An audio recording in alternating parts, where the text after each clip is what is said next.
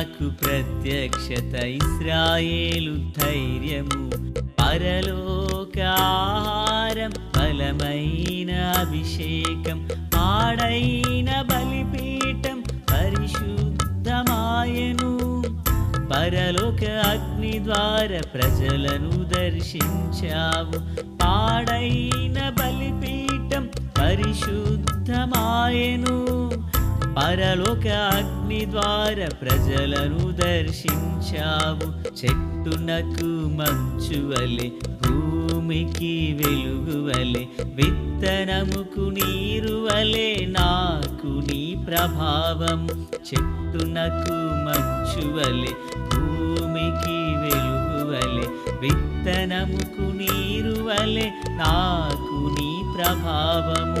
అవసరమయ్యా అభిషేకించు, నాకు అవసరమయ్యా నన్ను అభిషేకించు. నీ ఆత్మతో నింపు, పరిశుద్ధ పరచుము. పరిశుద్ధాత్ముడా నన్ను శుద్ధీకరించుము.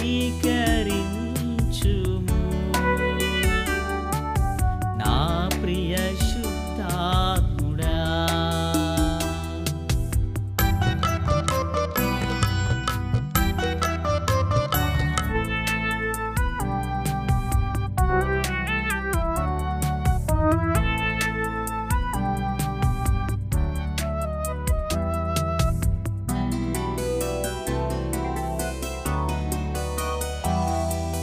పెంతెకొస్తు సహవాసం, వాగ్దాన ఫలము, పరలోక అగ్ని ద్వారా పామరులు శుద్ధియాయే.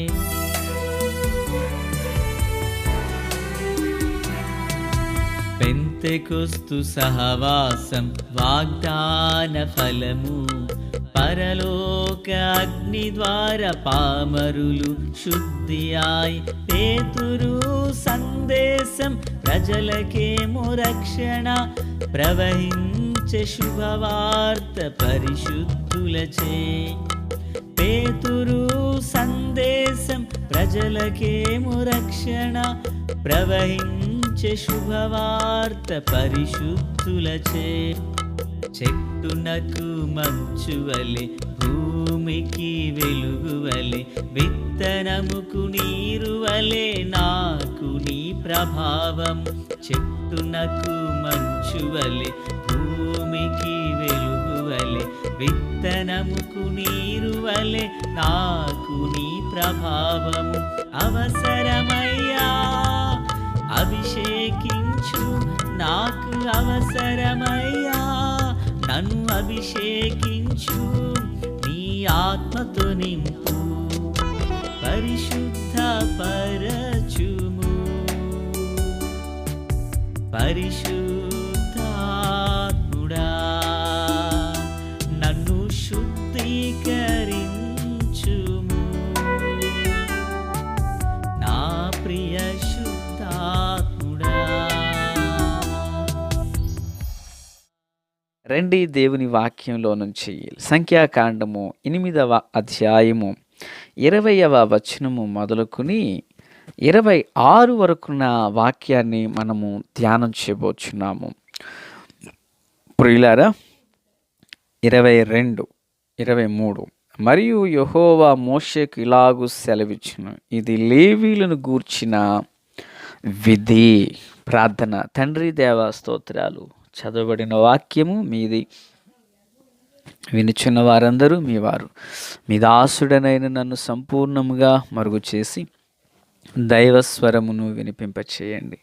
మీ రాకడ కొరకు, మీ రాజ్యం కొరకు నన్ను మమ్మల్ని అందరినీ సిద్ధం చేయండి. సియోనులో నుండి మీ హస్తం మాపై చాపండి. యేసు నామమున ఆమేన్. ప్రియులారా, బాగున్నారు కదా? ఈరోజు లేవీయులను గూర్చిన ఒక విధిని మనం నేర్చుకోబోచున్నాము. లేవీయులు వారి జీవితంలో గుడారమందు పరిచర్య చేయనప్పుడు వారు ఒక వయసును నిర్ధారణ చేశారు. ఇప్పుడు 18 ఇయర్స్ దాటితే మేజర్ అని, 18 ఇయర్స్ లోపల ఉంటే మైనర్ అని లోకంలో వయసు రీత్యా ఒక్కొక్క ప్రాంతంలో ఒక్కొక్క చట్టం అనేది వస్తుంది. అలాగనే దేవుని పిల్లలు గుడారంలో పరిచర్య చేయడానికి వారికి వయస్సును పరిమితిగా ఉంచారు. మరి ఇది సందర్భాన్ని మనం చూచినప్పుడు యోసేపు 30 ఏండ్లు నిండినప్పుడు ఫరో ఎదుట నిలవబడ్డాడట. మన ప్రభువైన యేసుక్రీస్తు వారు కూడా మరి 30 సంవత్సరాలు ఆయన తల్లి తండ్రి సమక్షం నుండి 30 నిండిన కాడి నుండి ఆయన పరమ తండ్రి యొక్క పరిచర్యలో నిమగ్నుడై ఉన్నారు. అలాగే దేవుని గుడారంలో ప్రత్యక్షపు గుడారాన పరిచర్య చేయడానికి కూడా లేవీలకు దేవుడు ఒక విధిని, వయస్సు పరిమితిని ఉంచారు. ఎంత? 24 వచనం. 25 ఏండ్లు మొదలుకొని, వింటున్నారు పిల్లరా? 25 ఏండ్లు మొదలుకొని పై ప్రాయము గల ప్రతివాడును ప్రత్యక్షపు గుడారము యొక్క సేవలో పని చేయుటకు రావలెను. 25 కదా, 25 ఏండ్లు. అలాగునే ఎంతకాలం వరకు సేవ? అయితే 50 ఏండ్ల వయస్సు పొందిన పిమ్మట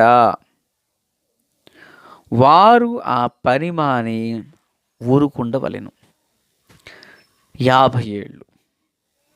ప్రియులరా, 25 ఏండ్లు మొదలుకొని 50 ఏండ్ల వయస్సు వరకునంట అతడు పరిచర్య చేయవచ్చు. ఇంకా ఆ తదుపరి రిటైర్మెంటేక. లేవీలు రిటైర్మెంటే పొందుకుని ఇక వాళ్ళు ఇక ఏ పని చేయక వారు గృహాల్లో ఉండవలసిందే. ప్రియులారా, ఇది వారి యొక్క వయస్సు యొక్క క్రమం. అయితే ఒక దేవుని కృప ఏంటంటే, ఈ కడవరి కాలంలో దేవుని పిల్లలమైన మనకు మన ప్రభు అయినటువంటి యేసుక్రీస్తు మనకు అనుగ్రహించిన కృప చొప్పున మనము ప్రతి సమయమందున అసమయమందున కృపాకాలంలో ఆయన పనిని చేయుటకు దేవుడు మనకు అవకాశాన్ని ద్వారాలు తెరిచి ఉన్నారు. దీన్ని కొందరు అవకాశంగా తీసుకుని ఉద్యోగం ఉన్నంతకాలం కుటుంబం కొరకు కష్టపడి, ఉద్యోగం అయిపోయి రిటైర్మెంట్ ఇచ్చేసి నువ్వు ఇంకా పనికిరావు నాన్న, పడిన కష్టం చాలు, నువ్వు సెలవు తీసుకుంటే అప్పుడు వీళ్ళకి ఎక్కడ లేని ఆత్మభారం వచ్చేసి, ఇదిగో ఇప్పుడు మేము కూడా సేవకు వస్తాం, మేము ఇలాగా ఉద్యోగంలో ఉండగా పార్ట్ టైం చేసాము, ఇప్పుడు సేవలో సంపూర్ణంగా ఉంటాం. ఎందుకు? కళ్ళు 4 అయినాయి, కాళ్ళు 3 అవ్వబోతున్నాయి, శరీరంలో ఎముకల్లో సత్తు లేదు, బీపీ, షుగరు, అన్ని రోగాలు పుష్కలంగా పుట్టగొడుగులాగా పుట్టుకొచ్చేసినాయి. అప్పటికి వచ్చాక సేవ కాదు పిల్లరా. సువార్తీకరణ పిలుపు ఉంటే దానిలోనే ఉండాలా? సేవ కొరకే పిలుపు ఉంటే సంపూర్ణ సేవ చేయాలా? విశ్వాసిగా నిన్ను దేవుడు పిలిస్తే విశ్వాసిగా ఉండు. ఒకవేళ దేవుడు నిన్ను సంఘ పెద్దగా నియమిస్తే సంఘ పెద్దగా ఉండు. దేవుని చిత్తమేదో గ్రహించి పని చేయడం అనేది ఉత్తమం. దేవునికి స్తోత్రం. అయితే ఈ లేవీలను గూర్చి దేవుడు మోషే అహరోనులకు ఏదైతే చెప్పారో ఆ ప్రకారంగానే వారు ప్రాయశ్చిత్తము చేసి వారి విషయమైనటువంటి క్రమమును జరిగించారు. ప్రియులారా, 21 లేవీలు తమ్మును పవిత్రపరచుకుని తమ బట్టలు ఉదుకుకొని తరువాత అహరోను యెహోవా సన్నిధిని ప్రతిష్టార్పణముగా వారిని అర్పించెను. వారిని పవిత్రపరచుటకు అహరోను వారి నిమిత్తము ప్రాయశ్చిత్తము చేసెను. తరువాత లేవీలు అహరోను ఎదుటను అతని కుమారులు ఎదుటను ప్రత్యక్షపు గుడారములో సేవ చేయుటకు లోపలికి వెళ్ళిరి. అంటే గుడారం లోపలికి వెళ్ళడానికి దేవుడు నియమించిన ఆ క్రమమును వీరు జరిగించారు. దేవునికి మహిమ కలుగునుగాక. ఆత్మీయులారా, క్రీస్తునందు నాకు అత్యంత సన్నిహితులారా, దేవుని పిల్లలమైన మన ఆధ్యాత్మిక దైనందిన చిన్న జీవితంలో మనము దేవుడు నియమించిన ఆ ప్యాటర్న్, లేవీలను పరిశుద్ధపరచండి, మనము విన్న వాక్యంలో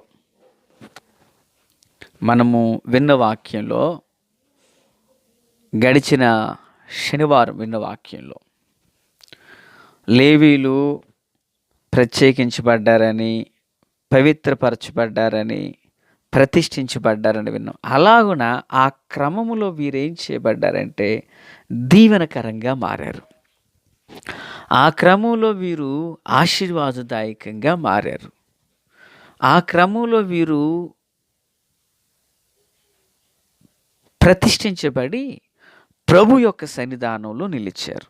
కనుకనే వారికి గుడారంలోకి వెళ్ళే భాగ్యం దక్కింది. నేను అంటాను, ఈ లేవీలు భూమి మీద నివాసయోగ్యమైన ప్రత్యక్షపు గుడారంలో ప్రవేశించారు. కానీ ఒక సేవకునిగా నేను, దేవుని పిల్లలుగా మీరు, మనమందరం దేవుని గుడారంలో నివసించవలసిన వారం. భక్తుడైన కీర్తనకాడు అంటాడు, యెహోవా నీ గుడారములు అతిథిగా ఉండదగిన వాడెవడు, పరిశుద్ధ స్థలములో నిలువదగిన వాడెవడు అంటూ మాట్లాడతారు. వ్యర్థమైన దానితో మనస్సు పెట్టకయు, కపటముగా ప్రమాణము చేయకయు, నిర్దోషమైన చేతులను శుద్ధమైన హృదయమును కలిగి ఉండువాడే అట్టివాడు తన చెలికాలతో కొండములాడడు, తన ద్రవ్యమును వడ్డీకియ్యడు అంటూ ప్రభు మాట్లాడుతున్నారు. కనుక పిల్లరా, చివరి మాటలో ఉంటుంది, ఈ ప్రకారము చేయవాడు ఎన్నడూ కదల్చబడడని. కనుక దేవునిలో మనం అలాగున దేవుని గుడారంలో ఉండవలసిన వారు, ప్రభువు నియమించిన క్రమంలో పరిశుద్ధపరుచుకుని, పవిత్రపరుచుకుని, ప్రభువు కొరకు మనం జీవించులాగున దేవుడిచ్చినటువంటి అవకాశం. లేవీలకైతే వయసు పరిమితి క్రమం ఉంది, మనకైతే కృపను బట్టి మనం ముందుకు వెళ్ళవలసిన వారు. కృప ఉన్నది కదా అని పాపమందు నిలిచిందుమా అట్లన రాదు. కృప ఉంది కదా, నా పనులని ముగించుకుని నేను తర్వాత దేవుని పని చేస్తాను అనుకో. దీపం ఉండగానే ఇల్లు చక్కపెట్టుకోవాలి, ప్రాణం ఉండగానే ప్రభుని నమ్ముకోవాలి. మన శరీరంలో సత్తు ఉన్నప్పుడే దేవుని కొరకు మనం ఏదైనా చేయాలి. కనుక ఈ మాటలు వించిన ఆత్మీయులారా, దేవుని గుడారంలోకి అనగా పరలోక రాజ్యం మనం వెళ్ళాలి. ప్రభు కొరకే మనలను మనము సిద్ధపరచుకుందుము గాక. ఆమేన్. తండ్రి దేవా స్తోత్రాలు. వాక్యం అందరి హృదయాల్లో ఫలభరితం చేయండి, మేలుతో నింపండి. మీరు ఆకడి కొరకు, రాజ్యం కొరకు సిద్ధం చేయండి. నీతి సూర్యుని యొక్క ముఖకాంతి అందరి మీద ప్రకాశింపచేయండి. మేలుకరంగా మమ్మల్ని మలచండి. యేసు నామమున దినచర్య అంతట్లో తోడై ఉండండి. ఆమేన్. Praise the lord.